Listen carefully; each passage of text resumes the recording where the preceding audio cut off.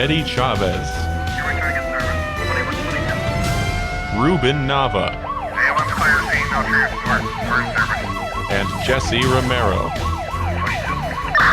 Jesus 911. Jesus 911 on Virgin Most Powerful Radio. My name's Ruben Nava. My partner, Jess Romero. We're a two-man car. We are a 10-8. That means we're available for calls. We're in service. Good morning, Jesse. Reporting for duty, sir. Good morning. We had 2 days after Easter. We're still in the octave of Easter, and we're still on cloud nine, Jess. At least I am.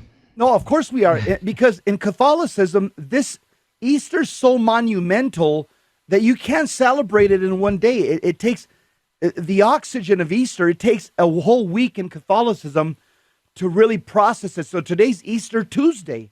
And yesterday was Easter Monday. Tomorrow will be Easter Wednesday. Right. The resurrection of Jesus Christ, Ruben, is an absolute game changer. And the resurrection of Jesus Christ is what gives us hope. Let's just be honest. If it wasn't for the resurrection, life would not be worth living. You can see why people want to check out.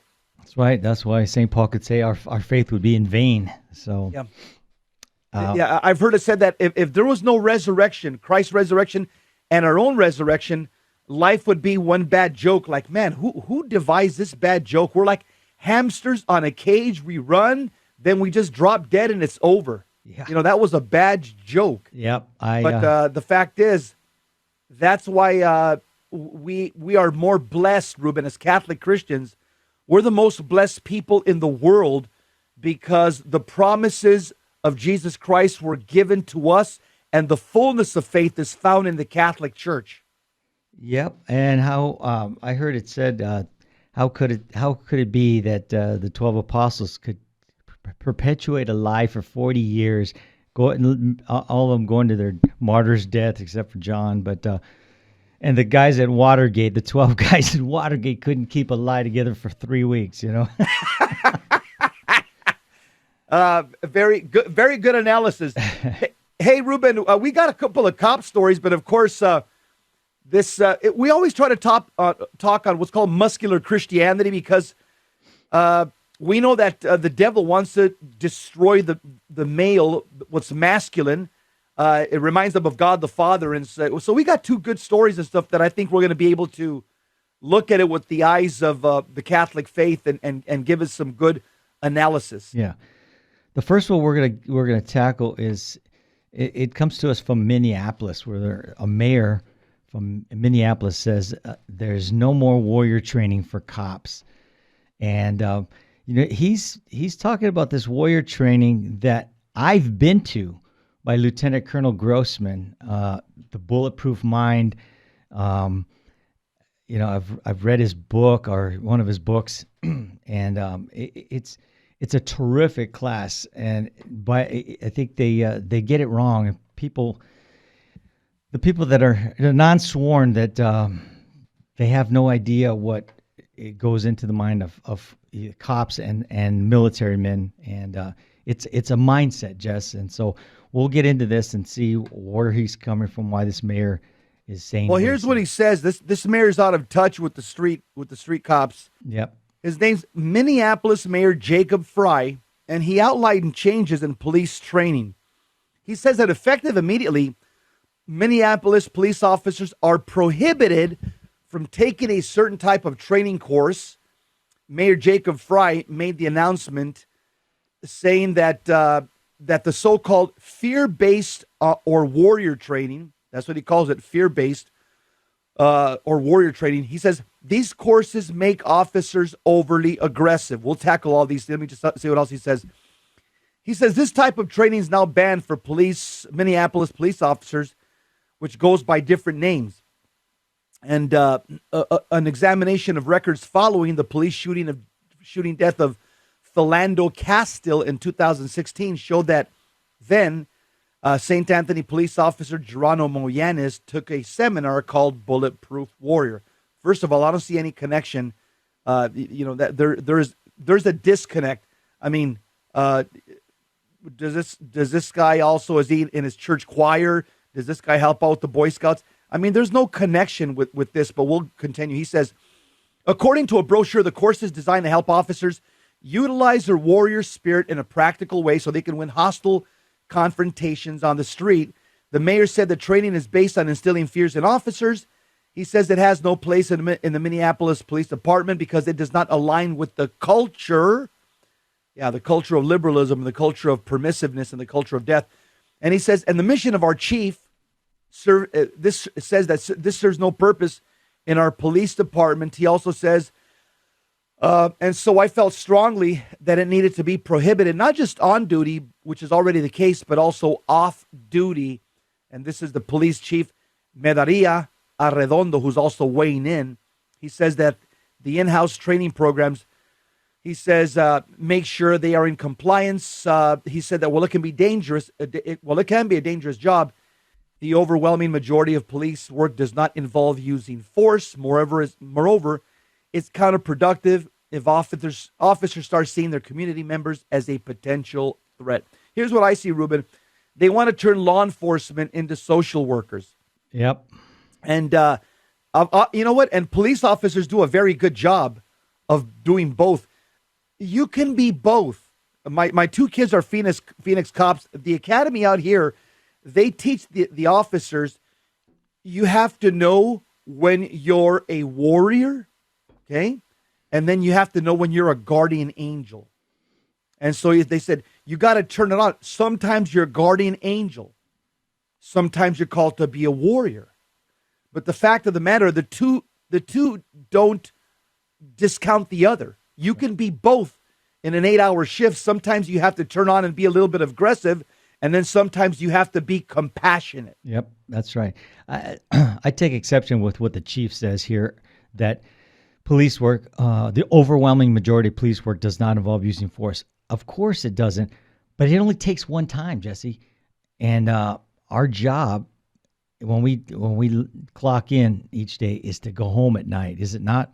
We go home to our families, and it's and then obviously live a virtuous life. But you have to we have to get through that day. And if somebody is going to stand in our way, we can't finish second. Just if we get into an encounter, police officers cannot finish second.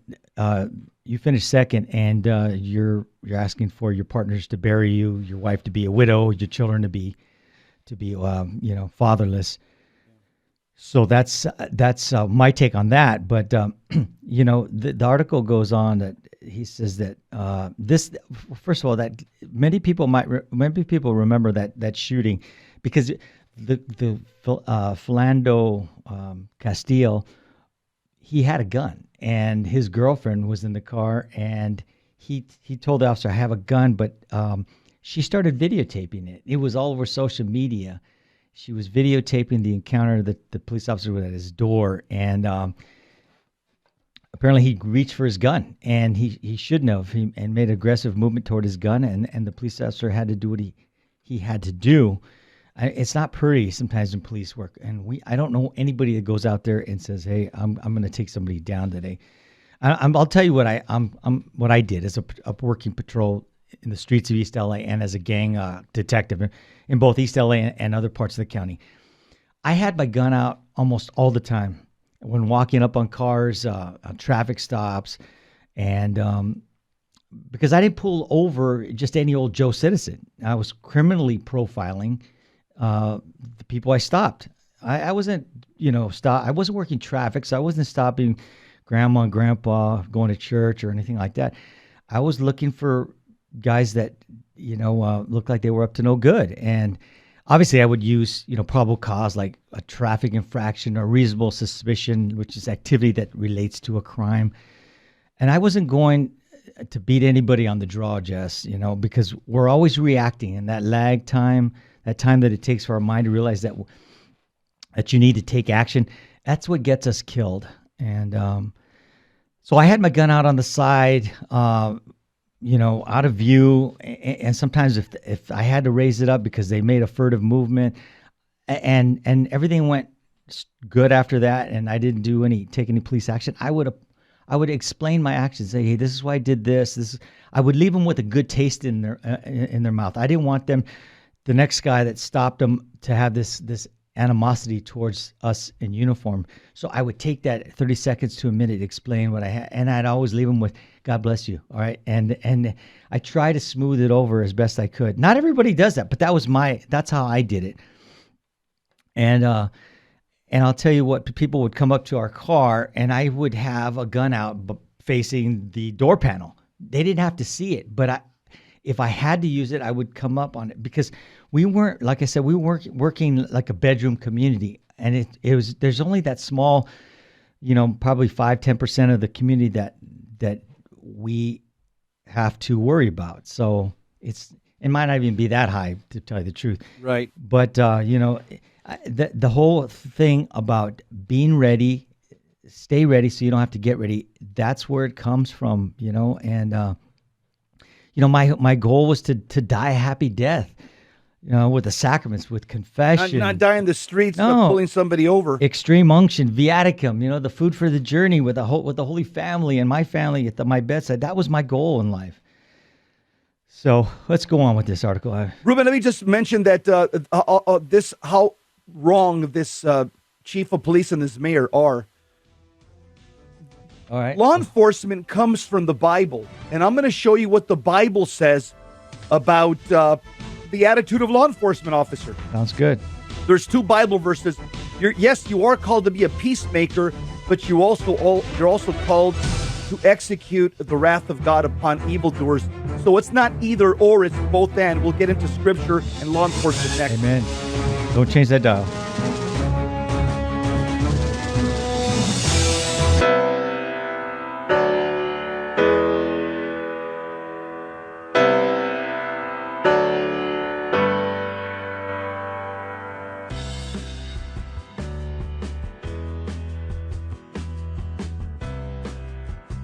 This is Terry Barber inviting you, all the men, to a men's conference June 15th at the Sacred Heart Chapel. This is going to be a day where we're going to talk about true masculinity. There's a problem in the Catholic Church today. We have very few men who love the Catholic faith. And I know a lot of the wives that I'm listening to right now saying, I want my husband to be on fire for the faith. Send him to the men's conference. Your son, send him to the men's conference by going to virginmostpowerfulradio.org or call 877-526-2151. That's June 15th. When your husband comes back from this conference, or your son, they're going to have a different view about their Catholic faith, because they're going to meet 3 men who love Jesus and his bride, the church, and are going to instill in them a love for Christ and his church, the Eucharist, Our Lady. Bring them to virginmostpowerfulradio.org. Sign up there or call 877-526-2151. Full sheen ahead. It is only because of your continued prayers and generous donations that Virgin Most Powerful Radio can broadcast live each weekday. We count on your spiritual and financial support because you understand the urgent need for Catholic programming that shares the gospel with clarity and charity, but without compromise. Please prayerfully consider becoming a monthly donor. You can set it up with the touch of a button on our website, catholicrc.org.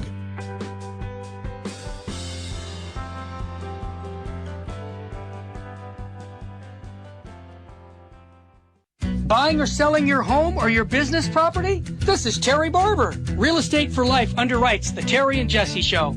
And they can connect you to one of 900 pro-life real estate agents around the world. And when they receive their referral fee, they will give 80% of it to a pro-life organization.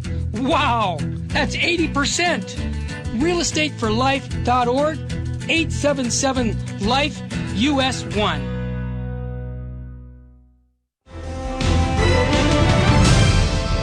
Now, back to Jesus 911.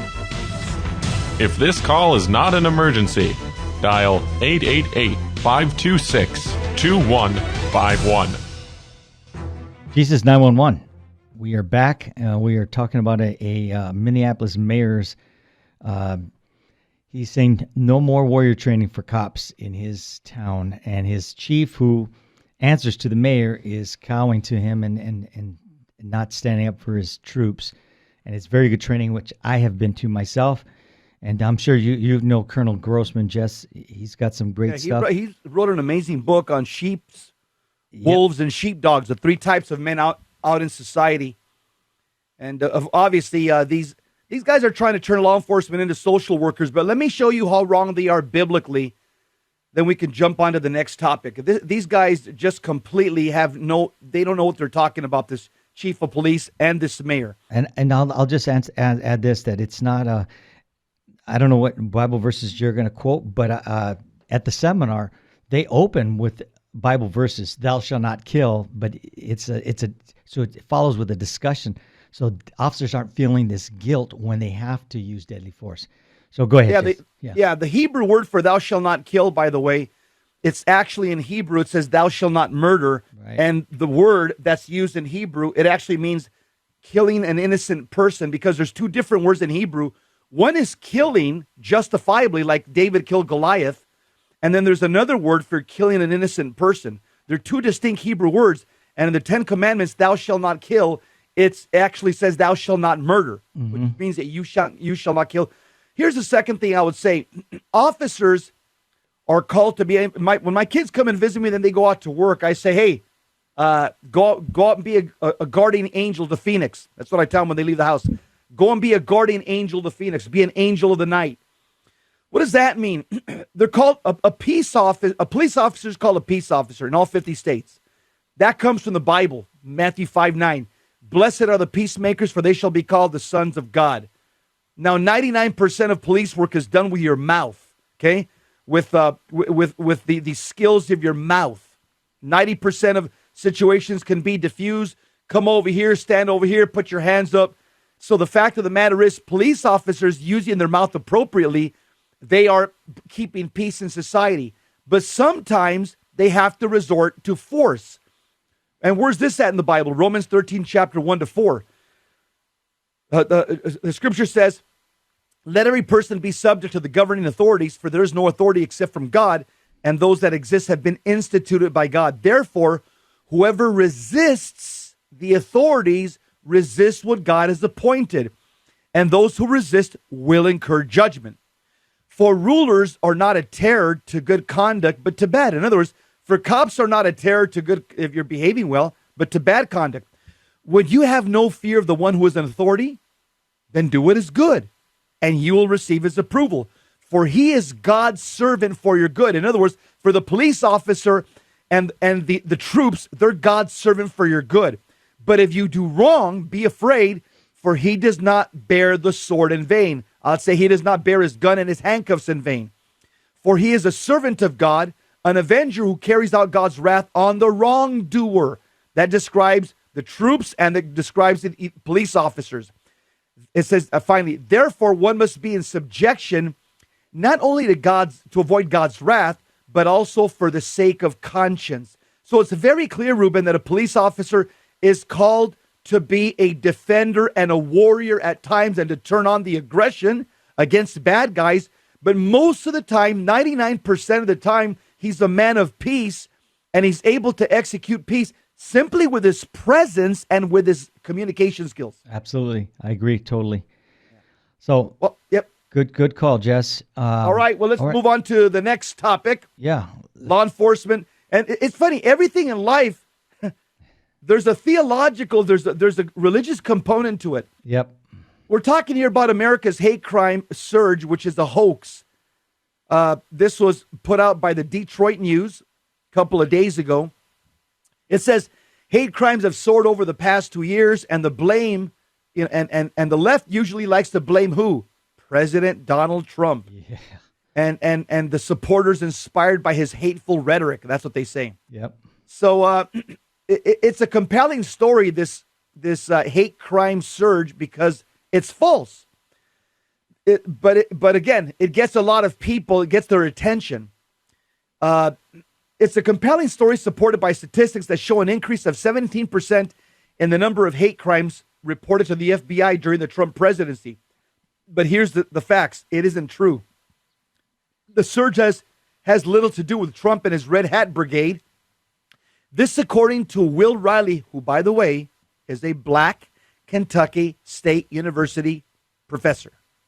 He did extensive research on this whole thing, on this whole hate-fueled violence in America, but he just came out with a book. Guess what his book is called? Hate Crime Hoax. This is a black professor. He says almost all of that surge is due to the simple fact that in 2017, the number of police departments are reporting hate crimes to the FBI. That's increased by 1,000%. Says Riley, the surge narrative is pretty dishonest. In other words, what he's saying is, as of about 2017, they're now starting to report certain types of violence as a hate crime. They just used to report it as assault with a deadly weapon, assault and battery. Right. Nobody would categorize it as a hate crime. But now because of our PC culture, there's a different category of violence called hate crime. Right. It's just like when O.J. Simpson killed all those people, two of them. But after that, we had to report domestic violence differently. And so the numbers surged. They went up because we couldn't, if it was just a little spat with boyfriend, girlfriend, husband, wife, we could kind of say, you go stay at your mom's house. And we didn't have that discretion anymore. So the numbers shot up through the roof, and it made it look like, man, there's a lot more domestic violence going on, when in fact it was because of the reporting procedures. And that's what you're saying right here. Yeah. Bingo. Yeah. And the fact is, Jesse Smollett is just one of the recent hate crime hoaxes. And Ruben, this could have turned the country on fire against each other if the country would have ended up believing what he said. This is how evil it is. Especially these racial false hate crime hoaxes. This is dangerous because it doesn't take much, to set something on fire. And you already have a lot of people that have this propensity to believe a lot of these, conspiracy theories, and a lot of people who have a poorly formed moral conscience, no faith component. So they're given over to their violent passions. Right. And here's what Riley says. He says he studied 409 reported hate crimes over the past 5 years that received media attention. That includes such incidents as the racist graffiti in Eastern Michigan University and the minority women in Grand Rapids who claimed a group of white men urinated on her. In major cases, this black professor Riley says, almost all of them have been hoaxes. The number of hate crime hoaxes actually exceeds the number of convictions, and the majority of these high-profile incidents never happened. He also says it's also a false narrative that white cops are targeting African-American men. In 2015, he says, of the 1,200 Americans killed by police, just 258 were black. And only 17 of those were unarmed and shot by white officers. And yet his research indicates that just 10% of the media coverage of police violence focus on non-black victims. In other words, 90% of police shootings in the media, it's always when an officer shoots a black suspect. Right. But when an officer shoots a white suspect or a Hispanic suspect, that's 10% of the media coverage. It's irrelevant to them. Right. And the fact is, the professor says, white guys shot by police under identical circumstances never become national stories. And by the way, 4 out of 5 of police shootings are a white guy getting shot by a cop, and that doesn't make the news at all. And the reason this distorted coverage is so dangerous because it gives rise to social movements like Black Lives Matters that are based more on perception than reality, and other people like Occupy Wall Street. Ruben? Yeah, Jess, and that this professor is not the only one who wrote a book on this. 2 other gentlemen wrote a book called The Victimhood Culture, Microaggressions, Safe Spaces, and the New Culture Wars. And they discuss a number of people who falsely report or even staging hate crimes. And I'll just give our listeners just a little taste of it. In 1997, 2 black students from Duke University hung a black baby doll from a tree near the spot where the Black Student Alliance was planning a protest. In 1998, a St. Cloud State University student slashed her own face and claimed that 2 men had assaulted her and yelled anti-gay slurs. In 2004, a visiting professor at Claremont McKenna College slashed the tires of her own car and painted ethnic slurs and a swastika on it. In 2011, a University of Virginia law student published a letter in the law school's newspaper in which he falsely claimed to have been mistreated by 2 white police officers. And more recently, after Donald Trump was elected president, major newspapers published a number of stories about what they apparently Trump-inspired hate crimes, but many of these also turned out to be hoaxes. A black student at Bowling Green University falsely claimed 3 white men wearing Trump paraphernalia attacked her. A bisexual student at North Park University claimed to have gotten notes from homophobic slurs from Trump supporters, but the university president later apologized and announced the student had written the notes herself. A Muslim woman in New York falsely claimed that men yelling Donald Trump and anti-Muslim insults attacked her and tried to remove her hijab. Similarly, a Muslim student at the University of Michigan falsely claimed that a man told her he'd light her on fire if she didn't remove her hijab.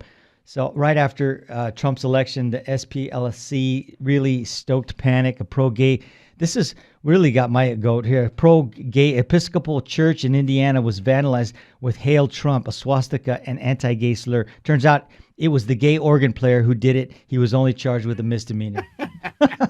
Hey, Ruben, what don't they know about thou shalt not bear false witness? Yeah, let's Eighth talk. commandment, people, thou shalt not lie. When you lie, you know what? You're doing the devil's work, because the devil's the father of liars. He's the father of lies, John 8:44. All these liberals, Ruben, that promote these false hate crime hoaxes, they are doing the devil's work. Their daddy is the devil. That's what the Bible says, not me, John 8:44.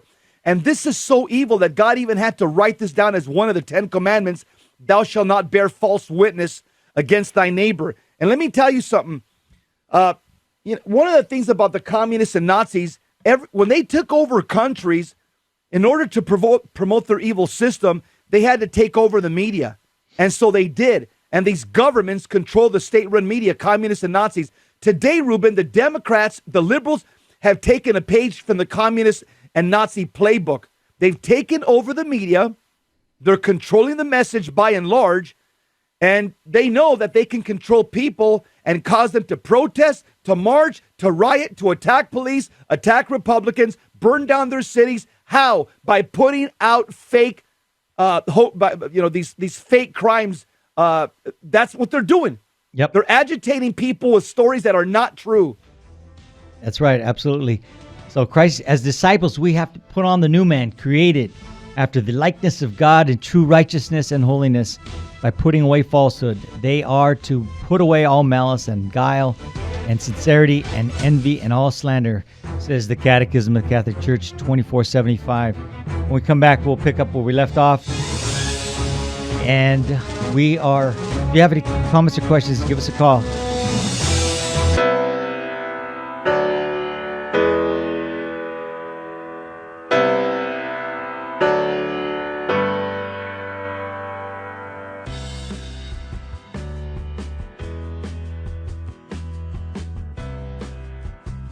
This is Terry Barber inviting you, all the men, to a men's conference June 15th at the Sacred Heart Chapel. This is going to be a day where we're going to talk about true masculinity. You know, there's a problem in the Catholic Church today. We have very few men who love the Catholic faith. And I know a lot of the wives that I'm listening to right now saying, I want my husband to be on fire for the faith. Send him to the men's conference. Your son, send him to the men's conference by going to virginmostpowerfulradio.org or call 877-526-2151. That's June 15th. When your husband comes back from this conference, or your son, they're going to have a different view about their Catholic faith, because they're going to meet 3 men who love Jesus and his bride, the church, and are going to instill in them a love for Christ and his church, the Eucharist, Our Lady. Bring them to virginmostpowerfulradio.org. Sign up there or call 877-526-2151. Full sheen ahead.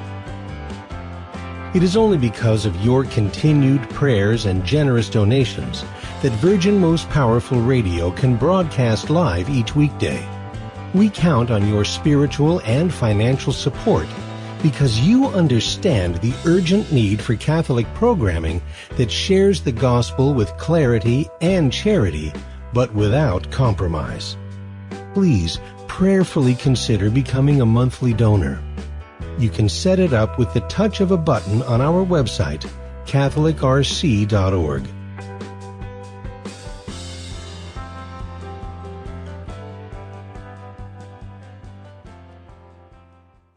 Buying or selling your home or your business property? This is Terry Barber. Real Estate for Life underwrites the Terry and Jesse Show.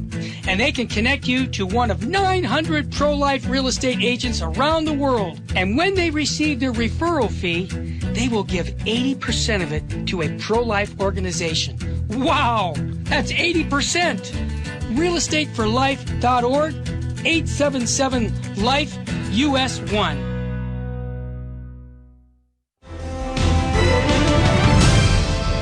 Now, back to Jesus 911. If this call is not an emergency, dial 888-526-2151. Jesus 911, we are back at Two-Man Car. Our call signs are John 3:16. We're giving you some Catholic briefing. We're talking about thou shalt not bear false witness against your neighbor. And it's about America's hate crime surge is a hoax. Jesse, go ahead. Yeah, Ruben, this is, let me give you an example of how evil it is when you lie about somebody. Yeah. Okay. Not only did God say you shouldn't do it, but there's a story of a rabbi. He says this young guy lied about this Jewish rabbi, and the young guy came to apologize, but he really calumniated his reputation. So the rabbi said, young man, give me that pillow over there. So the young guy that lied about the rabbi and spread all these false accusations, he went and got the rabbi the pillow. The rabbi got the pillow and he cut it open with a knife, and it was a windy day. And he just started shaking the pillowcase, and all the leaves started blowing all over the city. The rabbi told the young man, he says, when you lie about somebody, he says, this is what happens. Then he told the young guy, he goes, now go and find all the feathers and put them back in the pillow. Impossible That's an to do. example of how damaging it is when you lie, especially right now, Ruben. I'll tell you why right now. Last night, it blew my mind. I was thinking about it. I heard, I watched a video from a good Catholic priest that says, do you realize that you Catholics right now, you have more power than St. Paul did back in the 2,000 years ago? I said, what's this priest talking about? He goes, yeah, St. Paul didn't have Facebook. He didn't have the internet. He didn't have YouTube. He didn't have social media. He didn't have an iPhone. He says the average Catholic right now has more power to spread the gospel than St. Paul did 2,000 years ago. But by the same token, we can reverse that. Because of social media, the average human being, when they tell a lie right now, it's more damaging than somebody telling a lie 500 or 1,000 years ago, because now you can post that lie. Yeah. You can put it on Facebook. You can put it on social media. It could just take a life of its own where, 2,000 years ago, 1,000 years ago, you say a lie. Well, you just said it about this one person to your neighbor, so it's between three people. Right now, Ruben, we have the power through social media to do an immense amount of good or immense amount of evil. That's right. And since we have a lot of first responders that listen to the show, the Catechism says 2476, false witness and perjury, when it's made publicly, a statement contrary to the truth takes on a particular gravity. In court, it becomes false witness. When it is under oath, it is perjury. Acts such as these contribute to condemnation of the innocent, exoneration of the guilty, or the increased punishment of the accused. They gravely compromise the exercise of justice and the fairness of judicial decisions.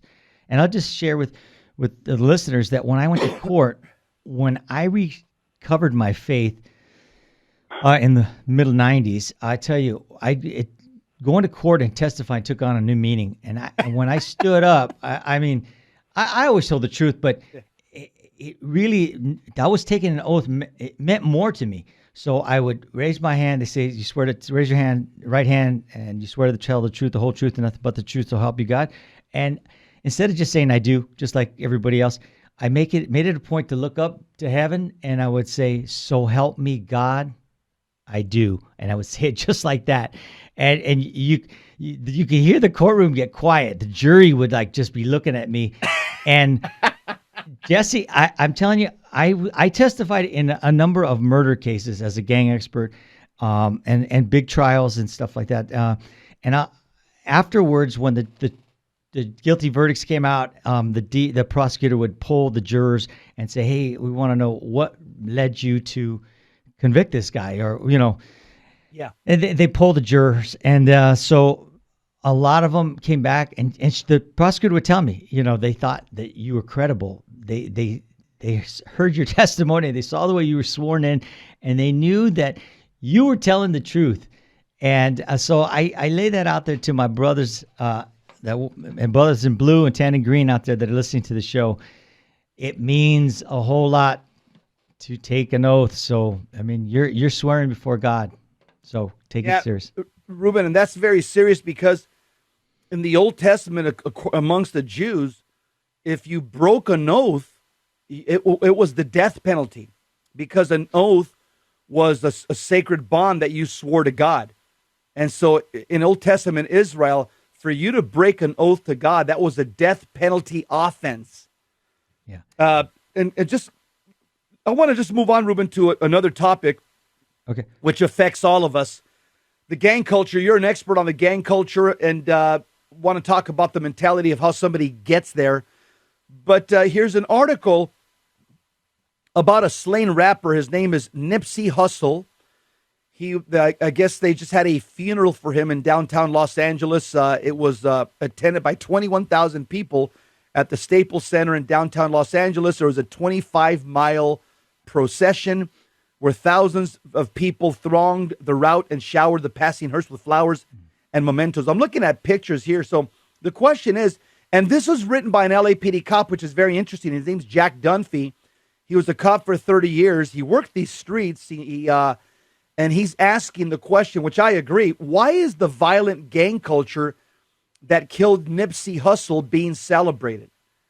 The entire affair was streamed live on the internet. And again, this Officer Dunphy, he's retired now, Jack Dunphy, he says, as somebody who has had professional interest in Mr. Hussle and his associates, he says, I checked in from time to time to see how things were progressing. As the procession brought traffic to a standstill across large sections of South LA, I couldn't but wonder about how Aaron Shannon's parents, this is a small 14-year-old kid that was killed, might be feeling if they had found themselves caught in the emotion. Yeah, he was 5 years old, but he would have been 14. Oh, okay, he would have been 14. Yeah. Okay. So, Aaron Sharon would have been 14 years old as of today. And his parents, like so many of those boys in certain parts of Los Angeles, would be doing their best to inoculate him against the gang culture that has brought so much death and misery to the city. And how Aaron's parents must wish that they had to face that challenge today. But Aaron Shannon is not alive today, having been murdered back in 2010 when he was 5 years old. It was the afternoon of Halloween that year when Aaron, played in his backyard and dressed in a Spider-Man costume, was shot in the head and killed by gang members seeking retribution for an earlier shooting. And so Aaron's grandfather and uncle were also shot that day but survived. No one in the family was affiliated with a street gang. Ruben? That happens all too often, Jess. You see that, maybe wrong, collateral damage. It could be misidentification, or it could be that they owed us a debt that they weren't paying. So there's a lot of, not everything you read in the paper is the gospel. So, but going on with this article, he says one need not have any direct connection to a gang culture to have that culture come exploding into one's life, as it did in Aaron's case. It was his fate to live in the Florence area on the west side of Central Avenue, while his killers lived on the east side. And he says, strange as it may sound to people unfamiliar with the gang's life, that's all it takes for two groups of people who may be similar in every other observable way to be blood enemies. And Aaron's neighborhood was, and still is, claimed by the east side Mad Swan Bloods, while the neighborhood to the east is home to the Kitchen Crips. And he says, and yet, as Nipsey Hussle was extolled as a local hero on Thursday, his membership in the Rolling 60s neighborhood Crips was presented as something to be proud of, and as though the gang were nothing but some kind of social welfare organization. And I'll tell you right now, the Rolling 60s Crips were one of the most violent gangs. They were responsible for, it was a former football player his name escapes me, played for the Rams. His family was brutally murdered. His mother, his sisters. It was a well-known case in South Central L.A., and it was the 60s Crips that did it. And so it goes on. I'm just letting you know it's a violent gang. It's true Ruben, that these guys are American terrorists. Okay, let's just put it out there. The Crips and the Bloods, they are American terrorists. That's what they are. And 90% of blacks killed in America today.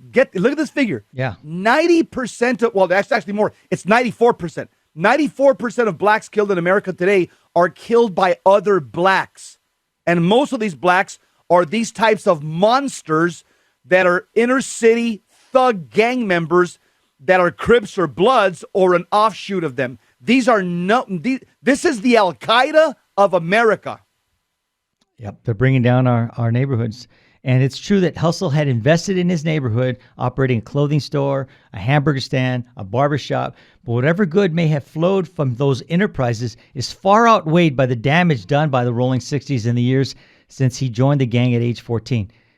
Presented nearby is in the article, they show a map of Hyde Park area.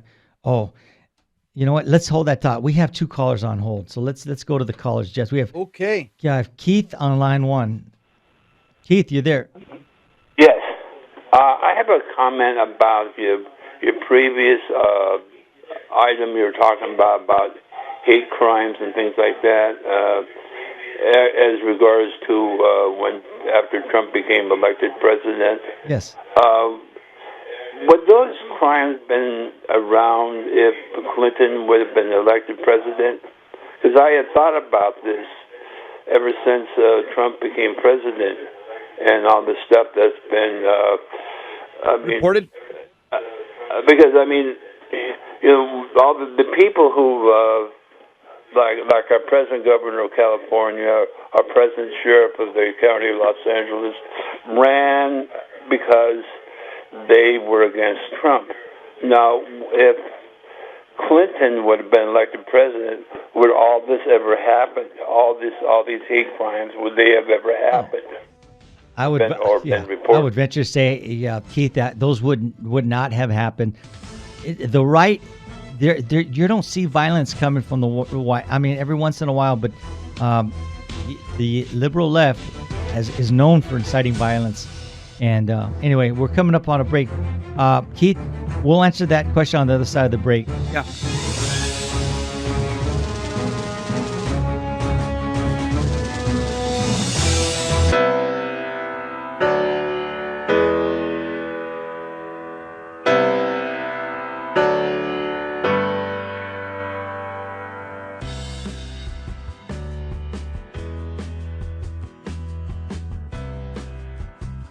This is Terry Barber inviting you, all the men, to a men's conference June 15th at the Sacred Heart Chapel. This is going to be a day where we're going to talk about true masculinity. You know, there's a problem in the Catholic Church today. We have very few men who love the Catholic faith. And I know a lot of the wives that I'm listening to right now saying, I want my husband to be on fire for the faith. Send him to the men's conference. Your son, send him to the men's conference by going to virginmostpowerfulradio.org or call 877-526-2151. That's June 15th. When your husband comes back from this conference, or your son, they're going to have a different view about their Catholic faith, because they're going to meet three men who love Jesus and his bride, the church, and are going to instill in them a love for Christ and his church, the Eucharist, Our Lady. Bring them to virginmostpowerfulradio.org. Sign up there or call 877-526-2151. Full sheen ahead. It is only because of your continued prayers and generous donations that Virgin Most Powerful Radio can broadcast live each weekday. We count on your spiritual and financial support because you understand the urgent need for Catholic programming that shares the gospel with clarity and charity, but without compromise. Please prayerfully consider becoming a monthly donor. You can set it up with the touch of a button on our website, catholicrc.org.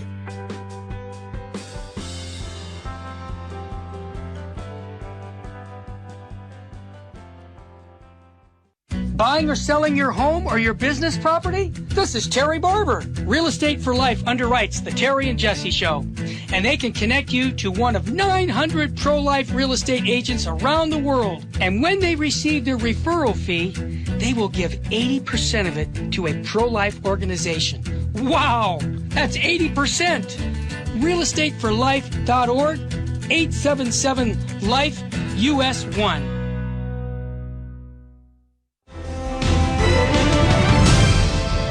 Now, back to Jesus 911. If this call is not an emergency, dial 888-526-2151. Two-man car on Jesus 911. We are back. We have a couple callers, Jess, and we were talking to Keith. Keith, let me jump in. Yeah, go ahead. Let me tell you, this would not have happened under Clinton or Obama. I'll tell you why, because people that are conservative, people that are more on the right, when you lose an election, you just take your marbles and go home and come back in 4 years and vote again. You don't start trying to manipulate the media, manipulate the message. People that are conservative just go back to their families and stuff and say, okay, we'll try in 4 years, we'll vote again. Not the left. The left is influenced by communist and Nazi tactics, which is what? Take over communications, control the message, control the media. That's what communists and Nazis do, and the Democrats take a page from the playbook. And so you won't see this, you won't see something similar like this happening where all these fake crimes are being reported, these fake racial crimes being reported had Hillary Clinton won or any of the Democrats won. Because conservatives aren't going to play those games, and they're not going to start out these conspiracy theories and make up these hate crime hoaxes. So, yeah, Keith, this is only played by one side of the aisle. And we know that because 90% of the media, according to UCLA, they did a study, the political science department, 90% of the media is decidedly left. And it's very funny when you listen to the mainstream media, you hear the Democrats say something, then I hear MSNBC repeat it, CBS, NBC, C-SPAN, Univision. They all use the same script to put out the same message. It's like they all go to this big, briefing, and they all get the same memo. That's right. So, that's my take, Keith. Keith, thank you. I was listening to something yesterday or last night from CNN, and it was a kind of a town hall meeting with some of the people who were running for president in 2020. One of them they were talking with was Elizabeth Warren, and she started going this routine that the report that Mueller came out shows in perfectly black and white all the crimes that Trump had done. But according to some other people I've been listening to, like Ken Starr, all this proved is Trump had nothing to do with Russia or whatever. And in fact, what Ken Starr said,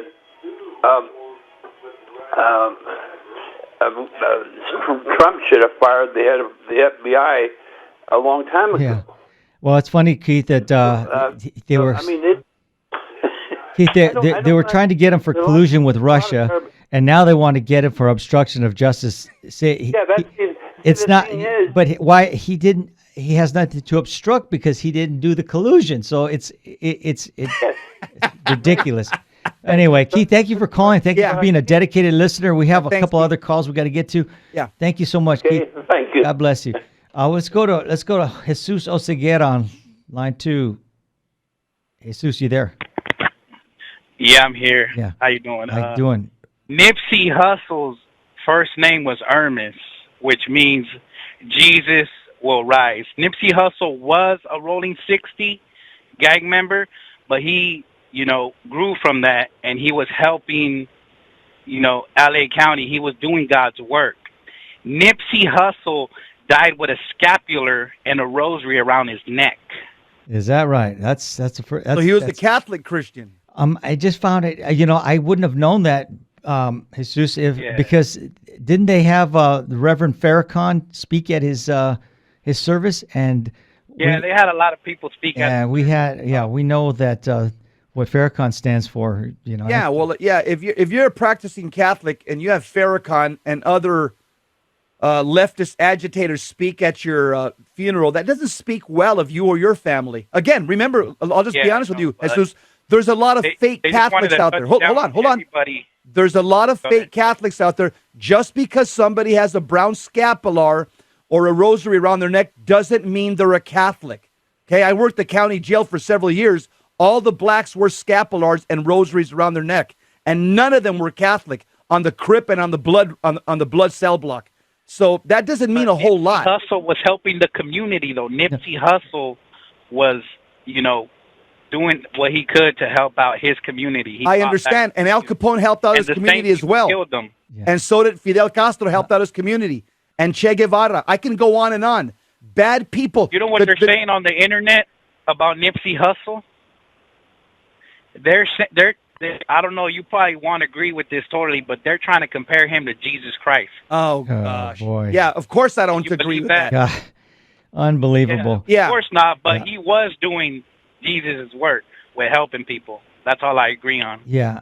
And see, the thing is, he never denounced his gang affiliation, and he glorified it in his music. And I don't know his music, but what I've read is that he's glorifying the gang culture instead of denouncing it. And he's doing these things. The people that we need to reach. Right. I agree, but he's not denouncing it, and that's my point. Is that he had the platform. I bet you and I won't do it on the show. If I grab one of his music lyrics and I put it on the show and we cut it up, we're going to see that there's nothing about his music that glorifies Jesus Christ or that's consistent with the gospel. Nothing. You could tell a person's character. You could tell a person's character what comes out of his mouth. That's what Jesus says. What comes out of your mouth defines your character, because there's a lot of bad people. You got dictators in Venezuela, dictators in Cuba, Islamic dictators. They give food to the poor. They clothe the poor as well. It's what comes out of their mouth. It's what's in their heart. Jesus says that makes them evil. See Nipsey Hussle's interviews, not the music, but the interviews that he gives, what he's talking about. The music is just to reach the people, but if you hear his interviews, just one of his interviews, you'll see that Nipsey Hussle was truly, he sparked a lot of people's mind to, believe in themselves. Well, I don't bear him ill will. Generation. May he rest in peace. I really may he rest in peace. Yeah, I don't have any ill will towards him. We're just pointing out what we see. Here's two things I'm pointing out. He never denounces affiliation with the Rolling 60s, which is black organized crime. A. B. Listen to the lyrics in his music. That's all I'm saying. That's all we're saying. If you want to know anything about Jess Romero, listen to what I say, what comes out of my mouth. And you can judge me, say, yeah, this guy, Jess Romero, look what he says here, look what he says here. You can judge the content of my character, what comes out of my mouth. That's all I'm saying. Yeah. Everybody that I know out there, when they speak, I see what's in their heart. That's all I'm saying. And that's what Jesus says. We can't judge his heart. What comes out of your mouth, he says, is in your heart. And so listen to his lyrics, and you tell me if he's Saint Nipsey Hussle. I hope God has mercy on him. Yeah, we can't judge his heart. We know that only God can judge him.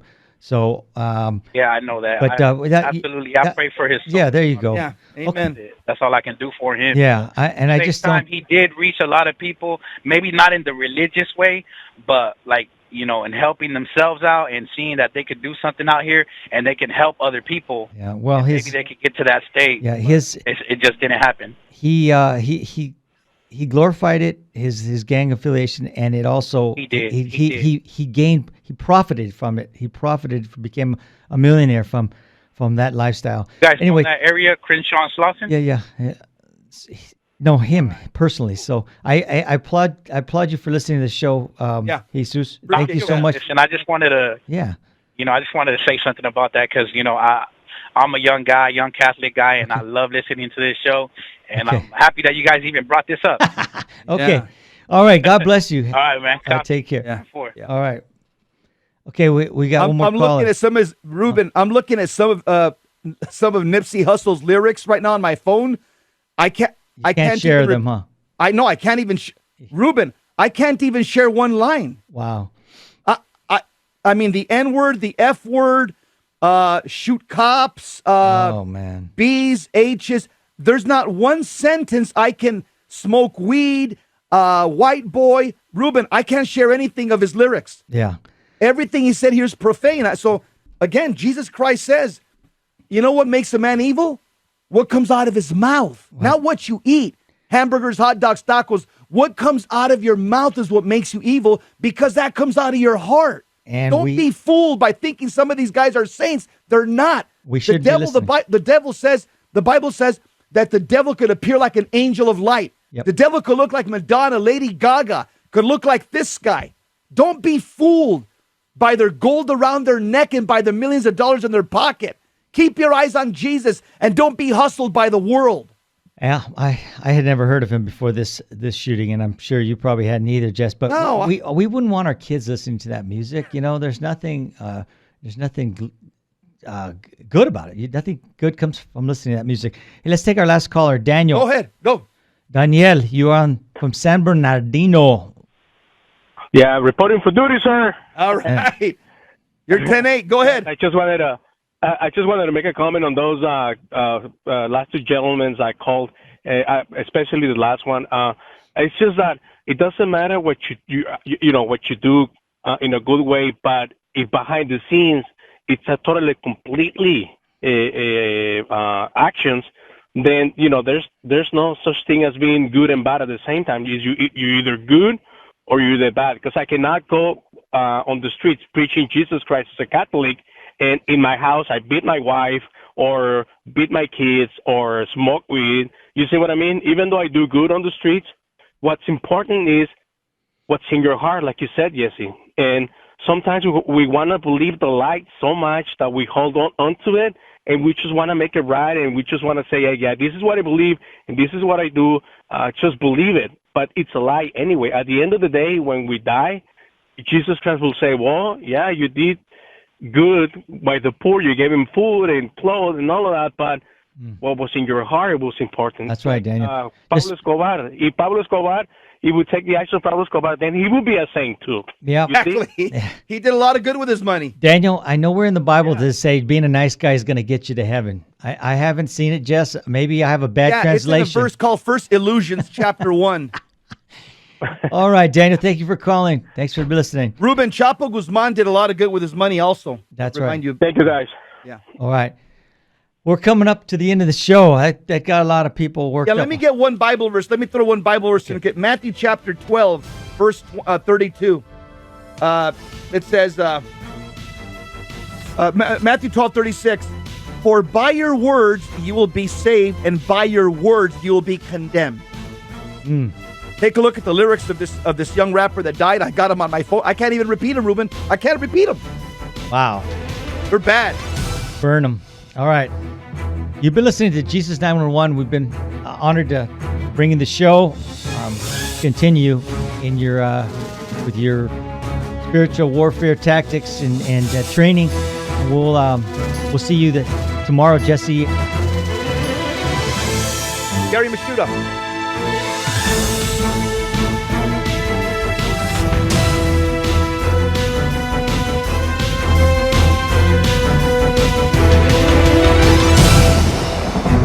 Saint Faustina's Prayer for Priests.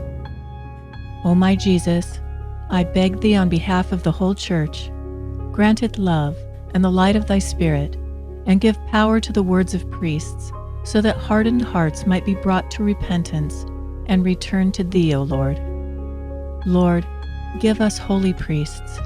Thou thyself maintain them in holiness.